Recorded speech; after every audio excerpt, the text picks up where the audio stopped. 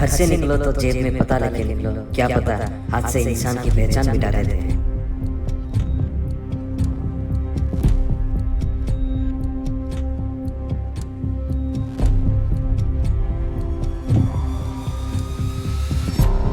ओडिशा के बालेश्वर में शुक्रवार 2 जून को शाम 3 ट्रेनों में दुर्घटनाग्रस्त हो गई।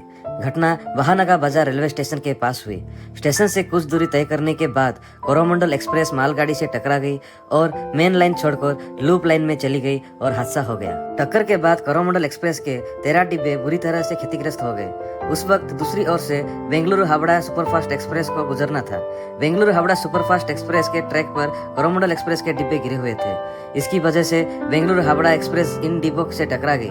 टक्कर के चलते बेंगलुरु हावड़ा एक्सप्रेस के सामान्य श्रेणी के 3 डिब्बे पूरी तरह से क्षतिग्रस्त होकर पटरी से उतर गए। इस हादसे में 280 से ज्यादा लोगों की जान चली गई और 800 से ज्यादा लोग घायल हो गए। इस दिन को भारत के इतिहास का सबसे बड़ा ट्रेन एक्सीडेंट के रूप में देखा जाएगा। हादसे के तुरंत रेल मंत्री अश्विनी वैष्णव, चीफ मिनिस्टर ऑफ ओडिशा नवीन पटनायक घटना के स्थल पर जायजा लेने के लिए आए और अगले दिन प्रधानमंत्री मोदी जी भी बालेश्वर आ गए। इस दर्द भरी घटना के बाद क्या फिर से हम लोग समय के साथ सब कुछ भूल जाएंगे? क्या हम लोग इन्वेस्टिगेशन रिपोर्ट आने तक एक्सीडेंट के बारे में फिर से भूल जाएंगे? क्या इतना बड़ा हादसा के ऊपर कोई भी सवाल नहीं पूछेगा? क्या सवाल पूछना जरूरी नहीं है? हम तो जरूर सवाल पूछेंगे। हम पूछेंगे कि अगर दुनिया की अर्थव्यवस्था में हम इतना ऊपर जाने की दावा करते हैं, हमारे देश में हमारा लाइफलाइन कही जाने वाली इंडियन रेलवे की अगर जर्नी में हमारे देशवासी अगर सेफ नहीं है तो सवाल पूछेंगे। हम ये भी पूछेंगे कि हमारे रेल मंत्री वैष्णव जी जो सुरक्षा कवच, जो रेल कवच का डेमो दिखाते फिर रहे थे, वो क्या खाली वोट लेने के लिए था? और हम ये भी पूछेंगे कि मॉडर्न इंडिया में जहाँ हम लोग आईटी में नंबर 1 होने का दावा करते हैं, वहाँ क्यों सिग्नल फेल्यूर या कुछ भी कारण से इतने लोगों की जान चली गई?